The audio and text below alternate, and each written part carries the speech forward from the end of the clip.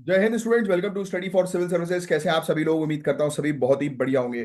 So guys, आज है 15 अप्रैल 2025 और आज के करंट अफेयर्स को हम लोग कवर करने वाले हैं। आप में से जो भी स्टूडेंट्स यूपीपीसीएस, यूपीएससी, बीपीएससी या किसी भी स्टेट पीएससी की तैयारी कर रहे हैं तो लेक्चर को एंड तक जरूर देखिएगा, क्योंकि यहाँ पर हम लोग वो सभी न्यूज को कवर करते हैं जो एग्जामिनेशन के लिए बहुत ज्यादा इंपॉर्टेंट होती हैं। और गाइज ये है हमारे ज्ञान सर, और गाइज ज्ञान सर का पेड बैच आप लोग के लिए अवेलेबल है। इन दिए गए नंबर पर कांटेक्ट करके पेड बैचेस को ज्वाइन कर लीजिए। UPPCS, BPSC, UKPSC, RO, ARO, BEO, UP triple SC exam की अगर तैयारी कर रहे हो तो तुरंत बैच को ज्वाइन करो।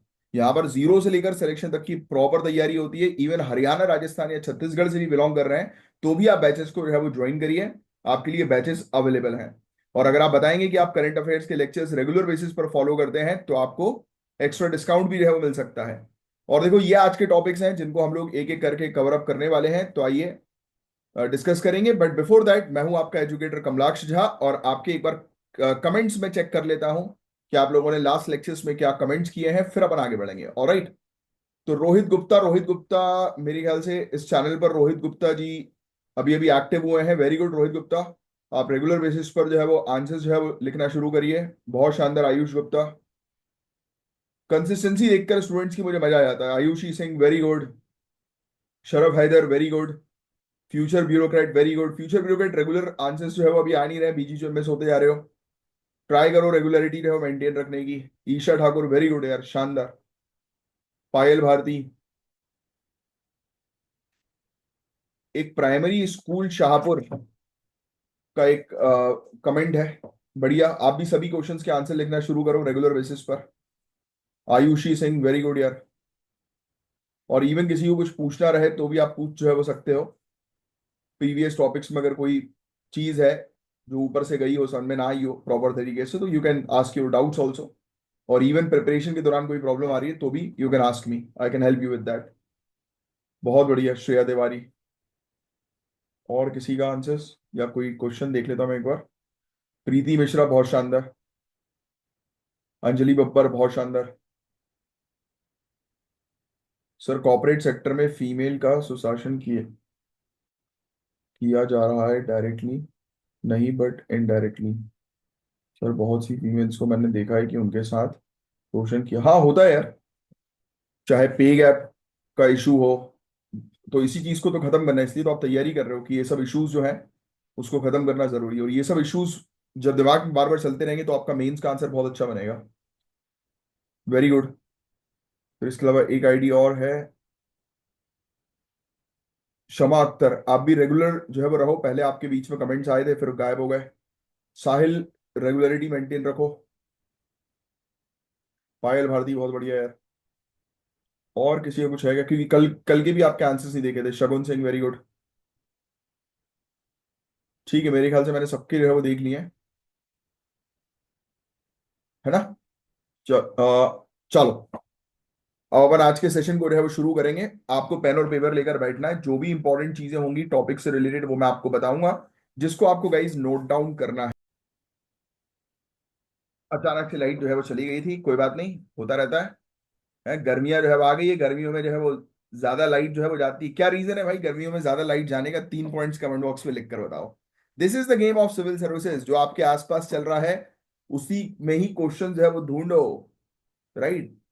और बट हाँ, ऑब्वियसली वो रेलिवेंट होना चाहिए। हर चीज पे क्वेश्चन ढूंढ कर टाइम वेस्ट करने का मतलब नहीं है। ये एक इंपॉर्टेंट समस्या है इलेक्ट्रिसिटी की, जो शायद आप लोग भी कई बार फेस कर रहे होंगे। तो चलिए, मैं आपको पढ़ाने वाला हूं पंचायत एडवांसमेंट इंडेक्स के बारे में और रूरल डेवलपमेंट के बारे में। पहला टॉपिक बहुत ज्यादा इंपॉर्टेंट है, तो टाइटल डाल लो पंचायत एडवांसमेंट इंडेक्स। तो सबसे पहले समझते हैं कि ये पंचायत एडवांसमेंट इंडेक्स है। और आपको बता देंगे इसकी, ये पंचायत एडवांसमेंट इंडेक्स 100% एग्जाम में आएगा, क्योंकि सिविल सर्विसेज पंचायती राज से रिलेटेड क्वेश्चन पूछती ही पूछती है, तो ये इंडेक्स ये लोग पूछेंगे। तो ये पंचायती एडवांसमेंट इंडेक्स क्या है? PAI। अब मैं इसका शॉर्ट फॉर्म बोलूंगा पाई। ठीक है, PAI। तो आपको ध्यान में रखना है कि इंडेक्स की बात कर रहा हूं। तो पाई क्या है गाइस? तो ये एक मल्टी सेक्टोरल इंडेक्स है जो मिनिस्ट्री ऑफ पंचायती राज ने लॉन्च किया।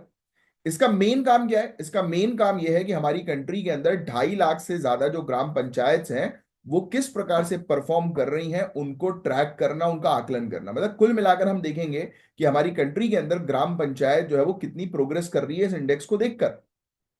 इन्होंने क्या किया है, इसको बेसिकली 9 सस्टेनेबल डेवलपमेंट गोल्स के आधार पर मेजर करने की कोशिश की है। यानी कि 9 सस्टेनेबल डेवलपमेंट गोल्स जो हैं, अब जैसे एग्जांपल मैं आपको बता देता हूं, जैसे गरीबी कम करो, हेल्थ पर ध्यान दो, है ना, पानी की समस्या नहीं होनी चाहिए, इंफ्रास्ट्रक्चर प्रॉपर होना चाहिए, वुमेन फ्रेंडली पॉलिसीज होनी चाहिए। तो ऐसे अलग अलग नौ नौ सस्टेनेबल डेवलपमेंट गोल्स को शामिल किया है। और उन गोल्स के आधार पर ये इंडेक्स तैयार किया जाएगा कि कौन सी ग्राम पंचायत कितना अच्छा, कितना बेहतर परफॉर्म कर रही है। तो एक प्रकार से एक हेल्दी कंपटीशन भी होगा, और साथ ही साथ एग्जैक्टली हमें पता लगेगा कि ग्रास रूट लेवल पर या बिल्कुल गांव क्षेत्र में, गांव लेवल पर, रूरल लेवल पर कितना डेवलपमेंट हो रहा है, कितना नहीं हो रहा। क्यों क्यों ये जरूरी है कि रूरल एरियाज डेवलप करें? क्योंकि हमारी सबसे ज्यादा पॉपुलेशन आज भी गांव क्षेत्रों में रहती है। कौन से, यस और नो? तो अगर वहां पर डेवलपमेंट हो जाएगा तो ऑटोमेटिकली कंट्री डेवलप होगी हमारी। बोलो हाँ या ना? यस। तो आपको अभी समझ में आया कि ये पाई का मेन काम जो है वो क्या है, कि एनालिसिस करवाना, ट्रैक करना कि ग्राम पंचायत जो है हमारी कितना अच्छा परफॉर्म कर रही है। और United nation sustainable development goals में से 9 ऐसे गोल्स को शामिल किया गया है जिनको देखकर जो है वो ट्रैकिंग करी जाएगी। Are you getting this point? तो ये चीज हम लोग को यहाँ पर देखने को जो है वो मिल रही है, जिस पर एक अच्छी आपको जानकारी जो है वो होनी चाहिए। क्लियर? तो ये लिख लो भाई, मिनिस्ट्री ऑफ पंचायती राज ने जो है ये पहला ऐसा पंचायत एडवांसमेंट इंडेक्स जो है वो शुरू किया है, जिसकी रिपोर्ट भी जारी हो गई है भैया। और जो 2.5 लाख से ऊपर जो हमारी कंट्री के अंदर ग्राम पंचायत है, तो उनको बेसिकली कार्य जो है वो सौंपा है ट्रैक करने का और उनका आकलन करने का कि किस प्रकार से उनकी परफॉर्मेंस जो है वो चल रही है। समझ गए? और 9 सस्टेनेबल डेवलपमेंट गोल्स ये लिख लो आप, इसको देखकर किया जाएगा। अब रिपोर्ट जो सामने आती है भैया, रिपोर्ट जो सामने आती है वो हमें क्या बता रही है? वो ये बता रही है कि करीब 2.5 लाख ग्राम पंचायत जो हैं उनमें से करीब 2,16,000 के आसपास ग्राम पंचायत ने अपना डेटा सबमिट किया। मतलब कि ये भी आंकड़ा काफी अच्छा है, ये लिखने की जरूरत नहीं आंकड़े। तो काफी सारी ग्राम पंचायत ने अपना प्रॉपर डेटा सबमिट किया।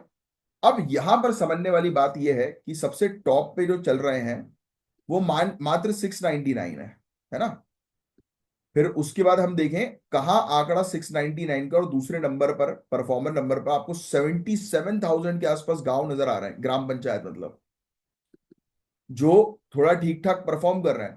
थोड़ा सा और उसके नीचे जो है वो जाओगे, जिन्होंने मतलब स्टार्ट कर दिया परफॉर्म परफॉर्म करना, वो एस्पिरेंट की कैटेगरी में। और ये तो भैया और डबल नंबर हो गया, 1,32,392। अब इससे और थोड़ा सा जो है वो नीचे चलेंगे तो बिगिनर्स में हम लोग को 5,896 जो है वो देखने को मिल रहा है। मतलब कुल मिलाकर काफी सारे गांव जो है वो अब बेहतर परफॉर्मेंस की तरफ आगे बढ़ रहे हैं। बट फिर भी जो बहुत ही अच्छा परफॉर्म कर रहे हैं और जो जिन्होंने बेहतर परफॉर्म करना शुरू कर दिया, स्टार्टिंग स्टेज से लेवल 2 में आ गए हैं, उनमें जमीन आसमान का डिफरेंस है। देख रहे हो कितना? कहा 699 गांव जो बिल्कुल टॉप पे चल रहे हैं, और कहा 1,32,392 ग्राम पंचायत जो एस्पिरेंट कैटेगरी है। नहीं कि वहां पे डेवलपमेंट तो होना शुरू हो गया, बट धीरे धीरे करके वो परफॉर्म भी कर रहे हैं।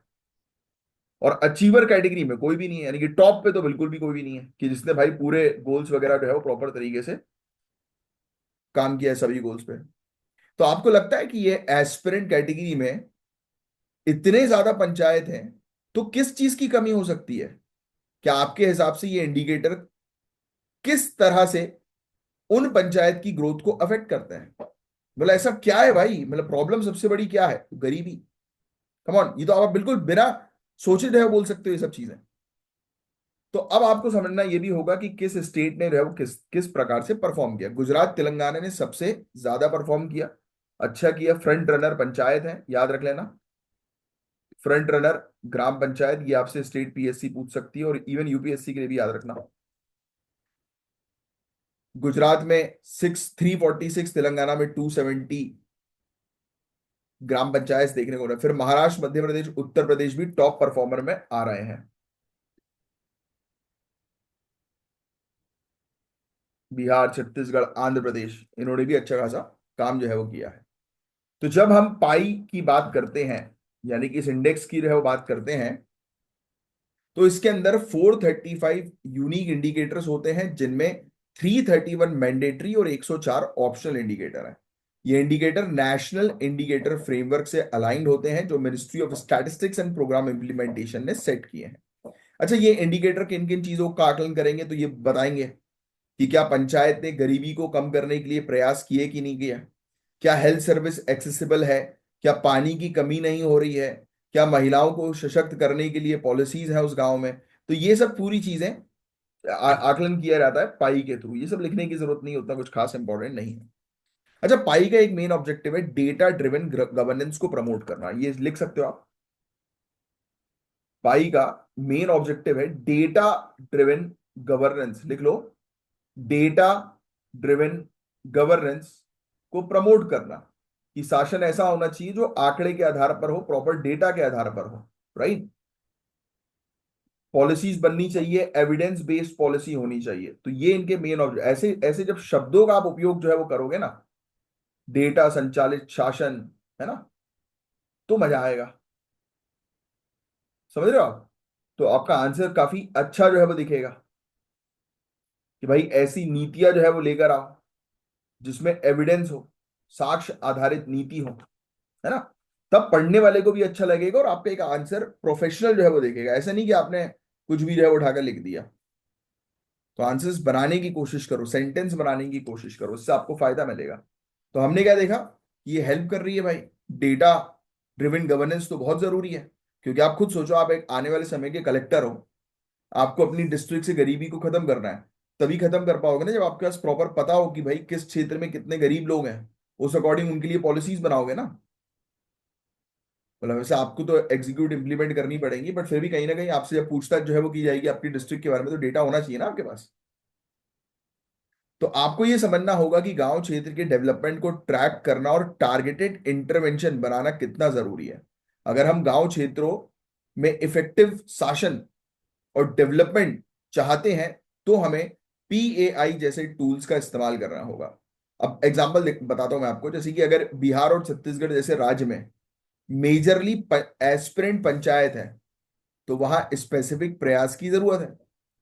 ये राज्य को फोकस करके डेवलपमेंट प्लान जो है वो बनाए जा रहे हैं। समझ रहे हो? तो पीएआई को लॉन्च करने का लॉन्ग टर्म एम ये है कि हर पंचायत अपनी प्रोग्रेस को ट्रैक करे, अपनी प्रॉब्लम्स को आइडेंटिफाई करें और स्ट्रेटेजिक डेवलपमेंट प्लान्स प्रिपेयर करें। तो ये इंडेक्स कंपटीशन क्रिएट करेगा पंचायत के बीच में और अल्टीमेटली गांव क्षेत्रों में एक बहुत बेहतरीन ट्रांसफॉर्मेशन हम लोग को देखने को मिलेगा। तो बस यही था गाइस, इसके अंदर और कुछ भी जो है वो नहीं है। जैसे 9 इंडिकेटर्स है, उनमें से कौन से ये मैंने आपको बता दिए, 3 4 5 जो है वो ध्यान में रखना चाहो तो रख सकते हो। बाकी वो जो पूरी चीज बताई वो देखो, पूरी रिपीट जो है उन्होंने कर दी अलग पूरा एज इट इज, जो वहां पे ऊपर लिखा हुआ था यहाँ पर दे दिया इनने। आपके अकॉर्डिंग अगर पाई को और इंप्रूव करना हो तो किस चीज पर फोकस करना चाहिए, आपका कोई सजेशन है?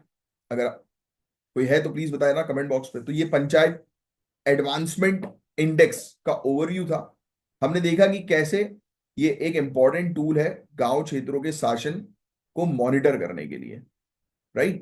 क्योंकि देखो गाइस, इस प्रकार के जो टॉपिक्स होते हैं ना, इनको बिल्कुल भी जो है वो मिस मत किया करो, क्योंकि ये वाले टॉपिक जो है ना, ये आपको एग्जामिनेशन में पूछे ही जाएंगे आपसे, राइट। चलिए, अब नेक्स्ट टॉपिक तो अगर अगेन एक और इंटरेस्टिंग सा टॉपिक है, इंडिया का मैटरनल मोर्टेलिटी चैलेंज, मातृ मृत्यु दर। डेफिनेशन बताना मुझे जरा, मैटरनल मोर्टेलिटी की, मातृ मृत्यु दर की। तो इंडिया के मैटरनल मोर्टेलिटी चैलेंज, ये एक ऐसा मुद्दा है जो डायरेक्टली आपके जीएस पेपर 2 पेपर 1 इनसे डायरेक्टली लिंक्ड है। ऐसे पेपर में भी इसके क्वेश्चंस आ सकते हैं। तो इंडिया ने 2023 में 19,000 मैटरनल डेथ्स रिकॉर्ड किए, जो कि पूरे दुनिया भर में नाइजीरिया के बाद दूसरे नंबर पर है, जो बड़ी चिंता वाली बात है।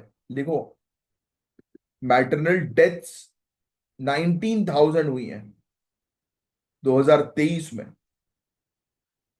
पूरे दुनिया भर में जो मैटरनल मोर्टेलिटी होती है उसका 7.2% है ये। और नाइजीरिया के बाद हम आ रहे हैं मैटरनल मोर्टेलिटी के मामले में। तो सोचिए, चिंता वाली बात है गाइस, ये चिंता वाली बात।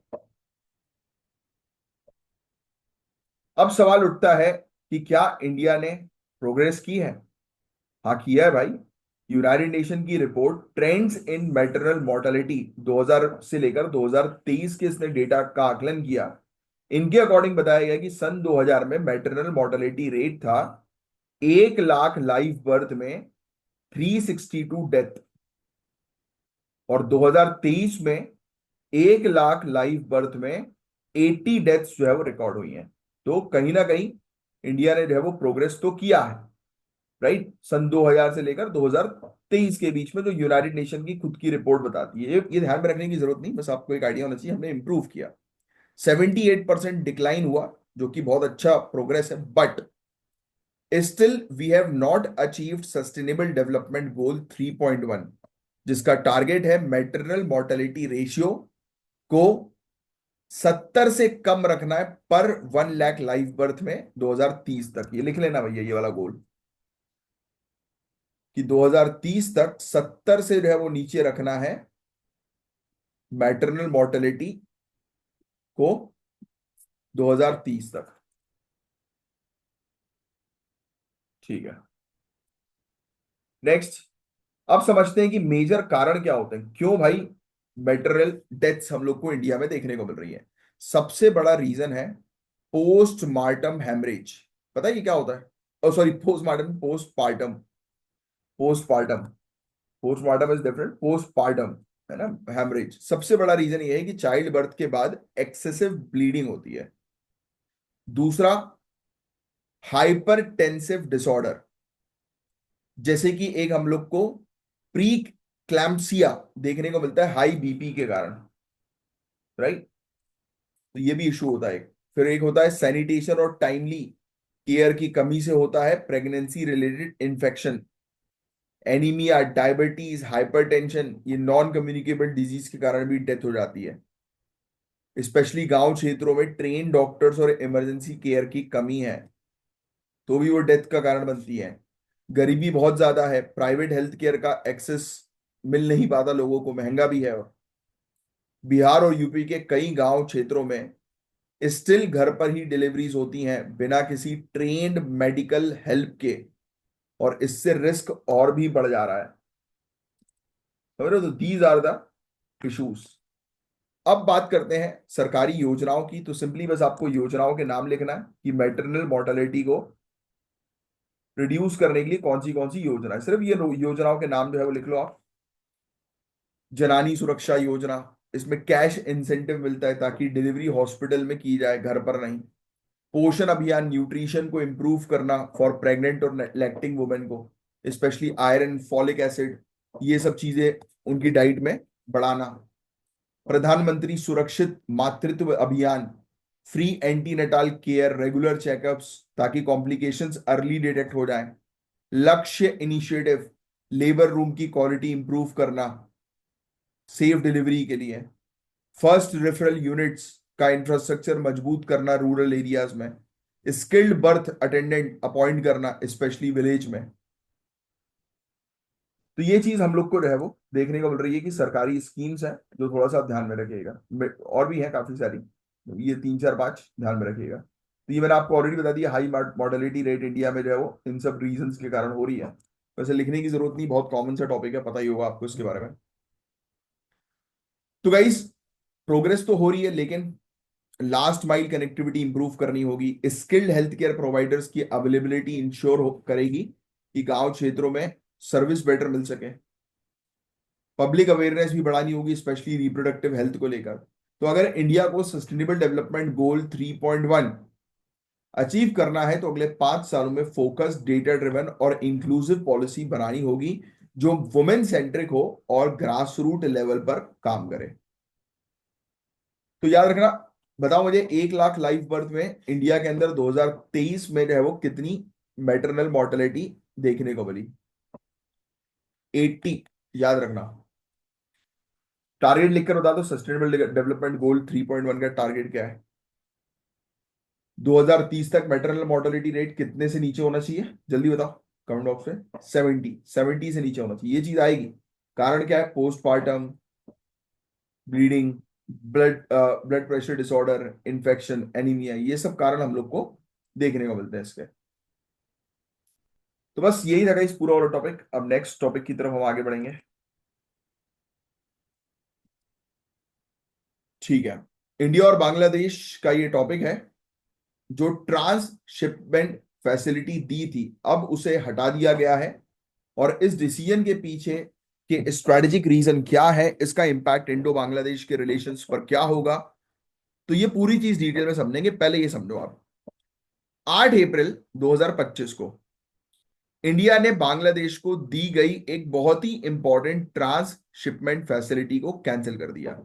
ये फैसिलिटी 2020 में दी गई थी, जिसके तहत बांग्लादेश अपने एक्सपोर्ट कार्गो को इंडिया के लैंड कस्टम स्टेशन के थ्रू थर्ड कंट्रीज जैसे नेपाल, भूटान, म्यांमार तक भेज सकता था। इस डिसीजन का डायरेक्ट असर बांग्लादेश के रेडीमेड गारमेंट सेक्टर पर पड़ेगा, जिसका साइज 50 बिलियन US डॉलर से भी ज्यादा है। समझ रहे हो आप हुआ क्या है?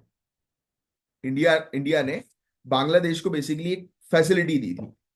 क्या फैसिलिटी दी थी? कि आप हमारा इंडियन लैंड कस्टम स्टेशन, यानी कि आप हमारे जमीन पर जो है वो आप अपना कस्टम ऑफिस ओपन कर सकते हो, और यहां से आप अपनी दूसरी कंट्रीज में जो सामान भेजना है वो भेज सकते हो। ये हमने बांग्लादेश के लिए ओपन किया था। अब हटा दिया। क्यों हटा दिया? क्योंकि ये बांग्लादेश के रिलेशन कुछ ज्यादा ही बन रहे हैं चाइना के साथ।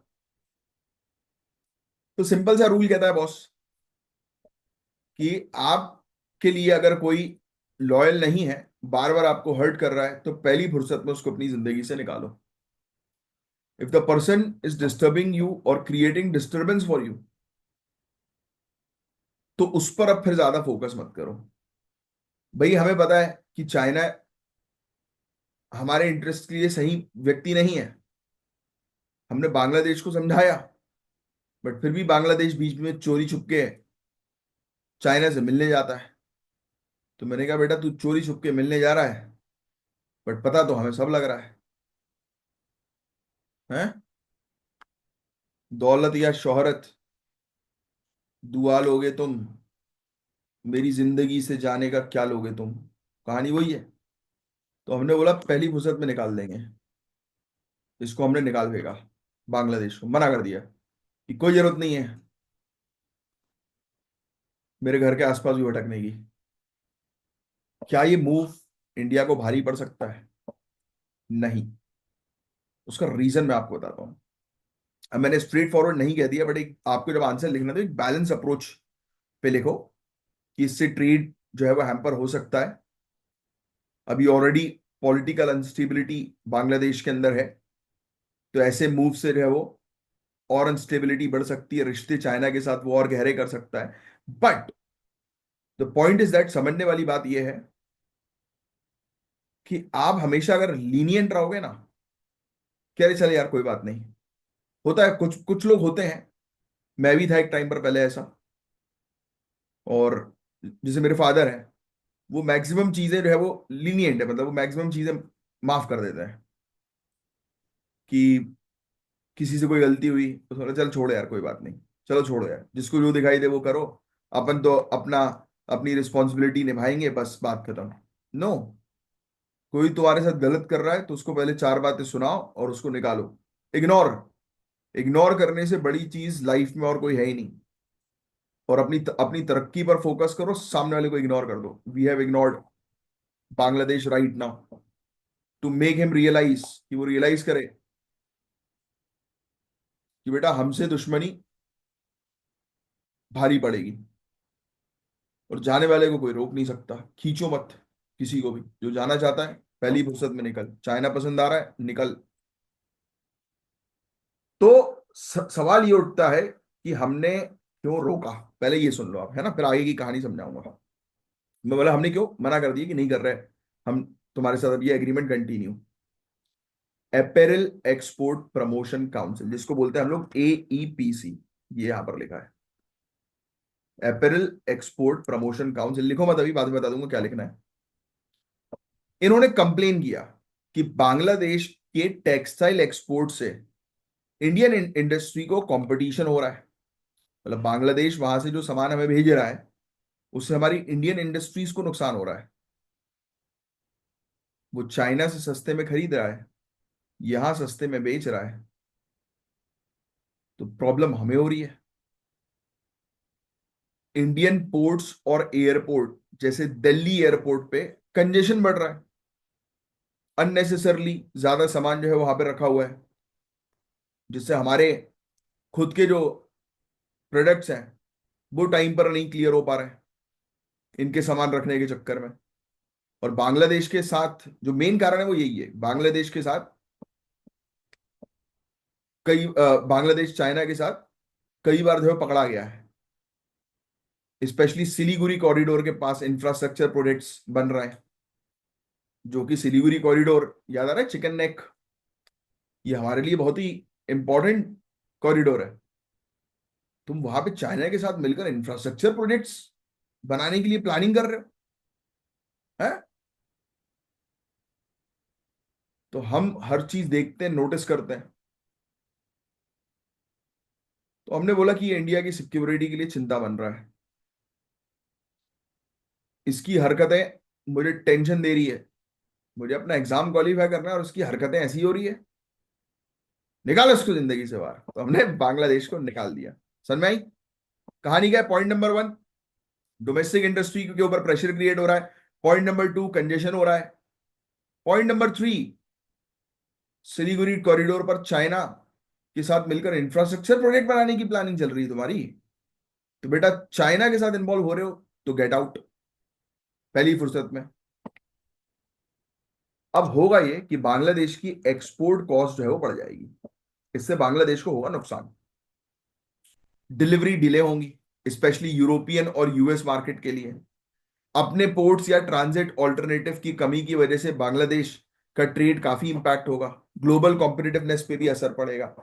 और इंडियन टेक्सटाइल एक्सपोर्टर्स को थोड़ी राहत मिलेगी, एयरपोर्ट्स और पोर्ट्स पे प्रेशर कम होगा, रीजनल लॉजिस्टिक्स पे इंडिया का कंट्रोल बढ़ेगा। लेकिन इंडिया की कोऑपरेटिव इमेज और बायलैटरल रिलेशंस विद बांग्लादेश को नुकसान हो सकता है। तो नुकसान एक यही है कि हम जो हमेशा से बोलते थे ना कि सबको लेकर जो है वो चलेंगे, वो इमेज अभी थोड़ी सी वो हो सकती है, क्योंकि लोग बोलेंगे नहीं भाई देखो क्या होता है, समय के अकॉर्डिंग इंसान को बदलना रहता है। हम हैं बहुत अच्छे, बट हमसे अगर दगाबाजी करोगे तो कहीं के नहीं रहोगे। बस as simple as that, this is diplomacy. India Bangladesh के रिलेशंस में नई टेंशन अब आ गई हैं। बांग्लादेश इस मूव को एक रीजनल कॉपरेशन के अगेंस्ट जो है वो देख रहा है। चाइना का साउथ एशिया में इन्फ्लुएंस बढ़ना इंडिया के लिए एक बड़ी चिंता है, स्पेशली नॉर्थ ईस्टर्न रीजन के कॉन्टेक्स्ट में। तो हाई लेवल के थ्रू मिसअंडरस्टैंडिंग जो है वो क्लियर हो सकती है। देखो हमने ये झटका दिया है एक बांग्लादेश को, अब बताओ क्या होगा। बांग्लादेश को नुकसान होगा, क्योंकि अब अगर आप किसी को आर्थिक तौर पे नुकसान पहुंचा दो है कि बेटा तुम जब मेरे साथ थे तो मैं तुम्हें पार्टी में ले जाया करता था, खाना खिलाया करता था, कभी आज तक 1 रुपए मांगे नहीं और ना जताया, बट मेरे साथ ही दगाबाजी, तो गेट आउट। फिर गेट आउट होने के बाद उसको रियलाइज होगा बांग्लादेश को कि मोहब्बत तो इंडिया करता था मुझसे, है यहां तो बेवकूफ बनाया जा रहा है। तो फिर वो रोएगा, फिर बोलेगा कि भैया माफ कर दो, क्योंकि पेट में किसी की लात पड़ती है ना तो इंसान को सब समझ में आ जाता है।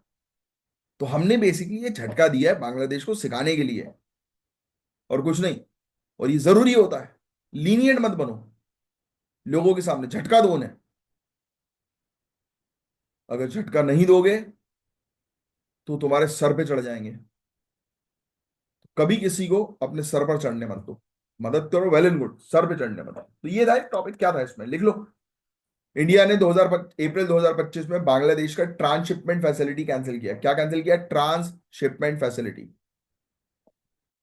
क्यों कैंसिल किया? 3 पॉइंट्स उसके नीचे बना दो। पहला पॉइंट, डोमेस्टिक प्रेशर, ब्रैकेट में टेक्सटाइल इंडस्ट्री। दूसरा पॉइंट, कंजेशन, कंजेशन इंपोर्ट्स। तीसरा point, India Bangladesh, India Bangladesh, oh sorry, Bangladesh China, Bangladesh dash China, Bangladesh dash China dash relationship dash infrastructure project at Siliguri corridor, infrastructure project at Siliguri corridor, ये बन गया notes, खत्म पूरा topic. क्या था इसमें? समझना is very important, conceptual understanding is very important, और कुछ नहीं है। इससे देखो टेंशन क्रिएट होंगी, डोमेस्टिक प्रेशर, देखो ये पूरी चीज जो मैंने आपको बताई, क्लियर। तो बातचीत करके चीजें जो है वो सॉल्व जो है वो हो सकती हैं। बट ये अभी हमने एक मूव जो है वो फेंक दिया बांग्लादेश के ऊपर, जो आपको पता होना चाहिए। नेक्स्ट जो टॉपिक है, रिपीट हो गया भैया टॉपिक ये वाला, रिपीट मतलब मिलता जुलता टॉपिक है, सिर्फ सुन लो आप।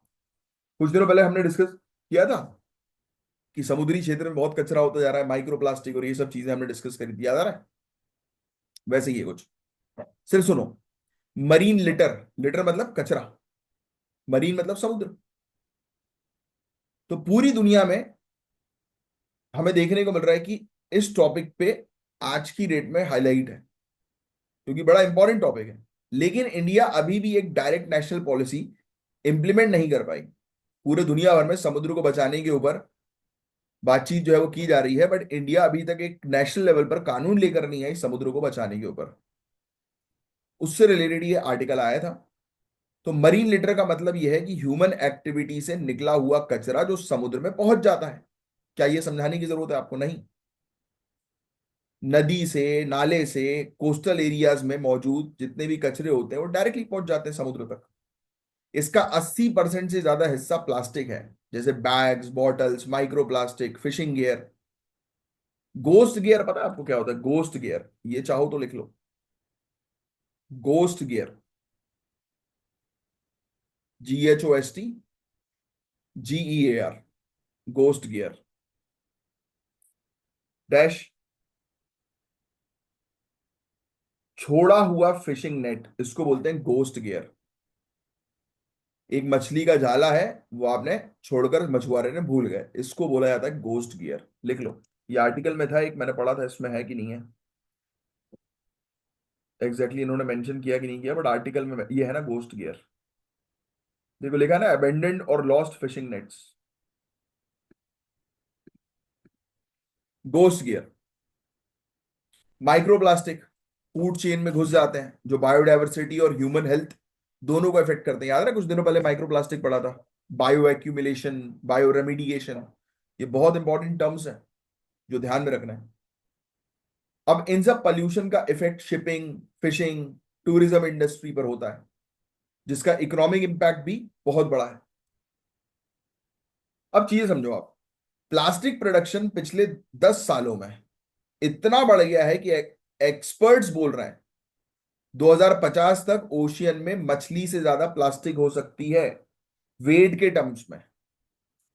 मछली से ज्यादा प्लास्टिक भार के टर्म्स में, सोचो आप, 2050 तक। तो ये सजेशन है, चाहो तो लिख सकते हो, मेंस में अच्छा लगेगा आंसर देखने में। कोविड-19 के बाद वेस्ट मैनेजमेंट सिस्टम फेल हुए, प्लास्टिक का कचरा और बढ़ गया। माइक्रो प्लास्टिक अब आर्टिक सी और डीप सी ट्रेंचेस में भी मिल रहा है। इसका मतलब है कि प्रॉब्लम पूरी दुनिया के हर कोने में पहुंच चुकी है। हर साल 1 मिलियन से ज्यादा मरी एनिमल्स प्लास्टिक से या तो मर जाते हैं या फंस जाते हैं प्लास्टिक में। अब ये लिख लेना, ये बहुत इंपॉर्टेंट है, ये वाली चीज है। मार्पोल NX-5 1983, शिप शिप पे प्लास्टिक डंप करना बैन किया है इसने। ये आ सकता भाई प्रीलिम्स से, पूरी चीज लिखेंगे आप A to Z, ये पांचों की पांचों चीज है ना, एक भी मिस नहीं करनी है। मार्पोल NX-5 में मैंने क्या समझा आपको कि इस पर्टिकुलर एग्रीमेंट ने ये कहा कि शिप से प्लास्टिक डंप करना बैन, कि कोई भी शिप जो है वो प्लास्टिक को समुद्र में छोड़ेगी नहीं। इसने बैन किया था 1983 के मार्पोल ने। UN क्लॉज 1994, कंट्रीज को ओशियन एनवायरमेंट प्रोटेक्ट करना जरूरी है। Honolulu commitment 2011, government, NGO, industries के बीच कॉपरेशन करो। UNEP clean seas campaign 2017, single use plastic को कम करो। Sustainable development goal number 14.1, marine pollution reduce करना, स्पेशली प्लास्टिक वेस्ट, कब तक? 2025 तक वाला है ये। अब सुनो, इंडिया को दिक्कतें कहां पर है। तो इंडिया के पास अभी तक एक प्रॉपर नेशनल पॉलिसी नहीं है समुद्र के वेस्ट को कम करने की। जो ऑलरेडी मौजूद प्लास्टिक वेस्ट मैनेजमेंट रूल 2016 है वो लैंड बेस्ड पोल्यूशन पे फोकस नहीं करते। समझ रहे हो? ऑलरेडी वो लैंड पे ही फोकस नहीं कर रहे तो समुद्र पे क्या करेंगे? नेशनल एक्शन प्लान सिर्फ ड्राफ्ट में है। ड्राफ्ट मसौदा, यानी कि फाइनल नहीं हुआ है। कोई क्लियर डेडलाइन नहीं है कि कब तक होगा फाइनल। नदी नाले, ये लैंड बेस्ड सोर्सेज हैं। यहां से पूरा प्लास्टिक जो है वो नदियों के थ्रू समुद्र में चला जाता है, इसको इग्नोर किया जाता है। पॉल्यूशन कंट्रोल शिपिंग सेंटर तक लिमिटेड है। हॉलिस्टिक व्यू जो है वो मिसिंग है। ओवरऑल सब चीजें शामिल नहीं की जा रही, तो क्या करें? जो प्रॉब्लम है वही सोल्यूशन है। प्रॉब्लम ये है तो भाई सोल्यूशन ये है कि भाई नेशनल लेवल पर पॉलिसी लाओ। जापान और यूरोपियन यूनियन के मॉडल से सीखा जा सकता है। केरल के, एक ये लिख लेना यार, ये बहुत अच्छा प्रोजेक्ट है, सुचित्वा सगराम प्रोजेक्ट। ये बेस्ट एग्जांपल जो है वो केरल का है। इसके बारे में आज आप पढ़ेंगे, एक आपके लिए टास्क है कि केरल का ये प्रोग्राम जो है वो क्या है। सुचित्वा सगराम, ये केरल का एक बेस्ट एग्जांपल है कम्युनिटी बेस्ड मॉनिटरिंग का, कि समुदाय को इकट्ठा किया ये चेक करने के लिए वेस्ट ना हो। एक्सटेंडेड प्रोड्यूसर रिस्पॉन्सिबिलिटी बहुत इंपॉर्टेंट है। कंपनीज को प्लास्टिक रिकवरी और ट्रेसेबिलिटी की जिम्मेदारी दे दो। सर्कुलर इकोनॉमी अप्रोच बनाओ, बायोडिग्रेडेबल ऑल्टरनेटिव्स लेकर आओ। साइंटिफिक कोलैबोरेशन करो, बड़ी बड़ी बॉडी, यूएनईपी ऐसी बॉडीज काफी सारी मिलकर जो है माइक्रो प्लास्टिक को रिमूव करने पर फोकस करें, बायो रेमिडिएशन पे काम करें। तो ये चीज हम लोग को देखने को मिली। तो ये एक इंपॉर्टेंट एनवायरमेंट का टॉपिक था, सुनने वाला ज्यादा था, लिखने वाला कम था। अब इंडिया के इरिगेशन इंफ्रास्ट्रक्चर को मॉडर्नाइज करने से रिलेटेड ये टॉपिक आ गया। बड़े लेवल पर हो रहा है ये। मैंने भी याद हो तो कुछ दिनों पहले ही बताया था कि इरिगेशन पर ही हमारे एक परिचित है, वो गए हैं ऑटोमेशन करने के लिए। तो अभी तो उनका फंडिंग हो गया, उनकी डील वगैरह जो है वो सब हो गई। अभी तो पूरे इंडिया में अलग अलग कोने पे जाके घूमेंगे अब वो। मैं बता नहीं रहा था आपको कि स्टार्टअप इंडिया के जो हेड हैं, जो पूरा संभालते हैं, तो उनके साथ उनकी जो है मुलाकात हुई थी। तो मुझे ये बोल रहे थे दिल्ली चल लो, तो अब मेरे पास थोड़ा काम ज्यादा था तो मैं जा नहीं पाया।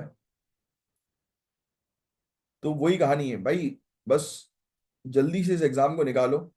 आप ऐसे ऐसे लोग आपके लाइफ में कांटेक्ट में आ जाएंगे ना, जो आपको पेपर में दिखाई देते हैं, न्यूज पेपर्स में, न्यूज चैनल पे।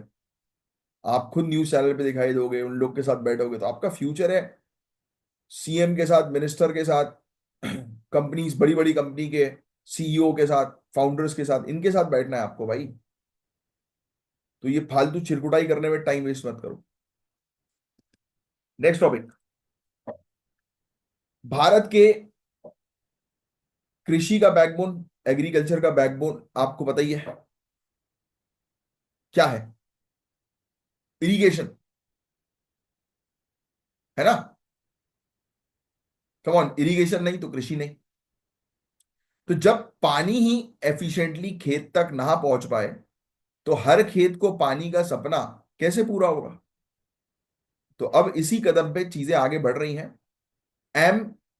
MCADWM, ये स्कीम है जिसे अभी सरकार ने अप्रूव किया है इरिगेशन को मॉडर्न बनाने के लिए। तो बहुत इजी तरीके से हम समझेंगे, पहले तो लिख लो आप ये स्कीम का नाम पूरा। Modernization of command area development and water management, MCADWM scheme, ये अप्रूव हो गई है। प्रधानमंत्री कृषि सिंचाई योजना के अंडर है ये। 1600 करोड़ रुपए का इसका आउटले है 2025 और 26 के लिए, लिख लेना भैया, बहुत इंपॉर्टेंट, बहुत इंपॉर्टेंट। 1600 करोड़ रुपए का इसका आउटले है। तो आओ बहुत सिंपल तरीके से समझाऊंगा ये। इसका बेसिक गोल आपको समझ में आ गया कि हर खेत को पानी पहुंचाना है, तो इसलिए इरिगेशन को मॉडर्नाइज करना जरूरी है। अब इसका बेसिक गोल क्या है? तो जो ऑलरेडी नहरें हैं, जहां से पानी फार्म्स तक पहुंचता है ना, तो एग्जिस्टिंग कैनाल और वाटर सोर्सेज से पानी को एफिशिएंटली फार्म लैंड तक पहुंचाना। जो ऑलरेडी नहरें हैं उसका यूज करो और रास्ते जो है बनाओ जिससे कि पानी जो है वो नहर से डायरेक्टली खेत तक पहुंच सके। स्पेशल फोकस रखो माइक्रो इरिगेशन पर, जैसे underground pressurized pipe system, specially उन फार्म्स के लिए जो 1 हेक्टेयर तक के हैं। तो मॉडर्न टेक्निक का भी उपयोग करो। इसमें एक सिस्टम है जिसको स्कैडा सिस्टम हम लोग बोलते हैं। ये लिख लेना, इसका फुल फॉर्म ये है स्कैडा सिस्टम। ये लिखोगे आप, ये मॉडर्न टेक्नोलॉजी है भाई, है ना। स्कैडा सिस्टम डैश करो, लिखो modern technology, supervisory control and data acquisition. SCADA system real time monitoring के लिए होते हैं। सैटेलाइट्स की मदद से हम लोग को देखने को मिलता है कि चेक किया जाता है इरिगेशन फैसिलिटीज को, ज्यादा पानी का सही इस्तेमाल किया जाए, कम पानी को एफिशिएंटली यूज किया जा सके। तो इसमें एग्रीकल्चर प्रोडक्टिविटी में बूस्ट मिलता है। इवन इससे फायदा ये होगा कि किसानों की इनकम बढ़ेगी, क्योंकि प्रोडक्टिविटी बढ़ेगी तो इनकम बढ़ेगी। तो ये स्कीम सिर्फ टेक्नोलॉजी तक सीमित नहीं है। बड़ी बात यह है कि इसमें वाटर यूजर सोसाइटी को भी सशक्त किया जाएगा। इन वाटर यूजर सोसाइटी को 5 साल तक सपोर्ट मिलेगा, ताकि वो फार्मर प्रोड्यूसर ऑर्गेनाइजेशन और पैक्स यानी कि प्राइमरी एग्रीकल्चर क्रेडिट सोसाइटी से जुड़ सकें। तो कुल मिलाकर इतना डेप्थ में जाने की अभी के लिए जरूरत नहीं है। इस स्कीम के अंडर कुछ पायलट प्रोजेक्ट्स भी हैं, हम लोग को जो है वो देखने को मिल रहे हैं। अलग अलग एग्रो क्लाइमेटिक जोन में स्टार्ट होंगे। इसका पर्पस ये डेटा लेना, रियल वर्ल्ड चैलेंजेस समझना, डिजाइन को रीडिफाइन करना। फिर 2026 से ये scheme full fledge national plan जो है वो बनेगी 16वें फाइनेंशियल कमीशन के पीरियड के दौरान। तो अभी आपको उतना डेप्थ में जाना नहीं है, आपको बस ये ध्यान में रखना है कि भैया प्रधानमंत्री कृषि सिंचाई योजना के अंडर एक और जो है वो स्कीम आ गई है। इसका नाम जो है वो ध्यान में रख लेना। मतलब इनिशिएटिव एक हम लोग को देखने को मिल रहा है जो अप्रूव हो गया है इनिशियल फेज के लिए।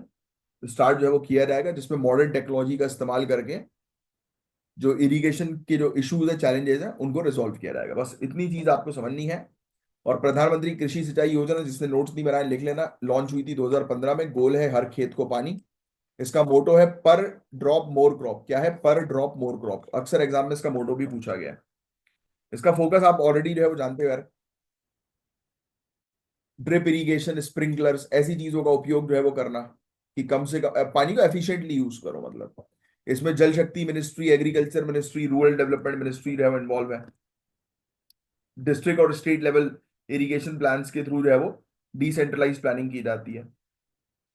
बस, तो ये था गाइस पूरा ओवरऑल टॉपिक। बाकी और इसके अंदर कुछ खास जो है वो नहीं है ध्यान में रखने वाली चीज।